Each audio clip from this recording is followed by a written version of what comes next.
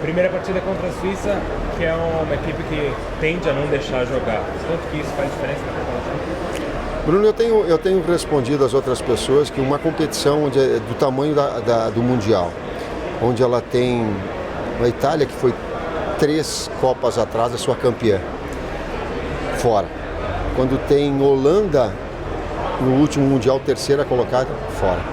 Quando tem o melhor futebol apresentado na América Latina nos últimos 4, 5 anos foi Chile, está fora.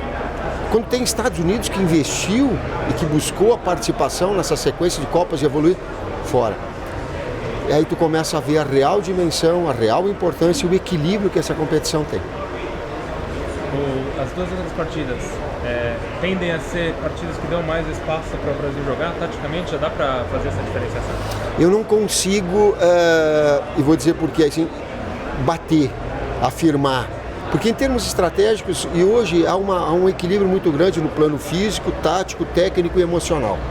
As equipes todas vêm preparadas nesses aspectos. Hoje não tem, por exemplo, nenhum técnico que não tenha um nível de conhecimento alto das exigências que o Mundial ele tem. Atletas de alto nível, a capacidade mental de tu absorver a grandiosidade do Mundial e estar focado no teu desempenho.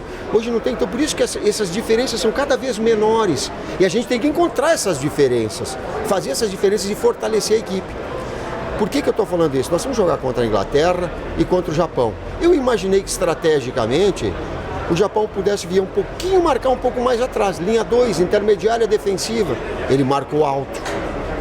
Jogar contra a Inglaterra e um Wembley, pensei, no tiro de meta ele vai marcar alto.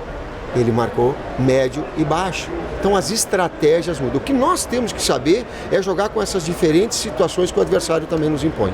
A última, com relação a deslocamentos, as distâncias entre uma cidade e outra, que é outro fato determinante aqui, o que você achou dessa? Não gostaríamos que fosse assim. Não é o nosso ideal. Ela fugiu.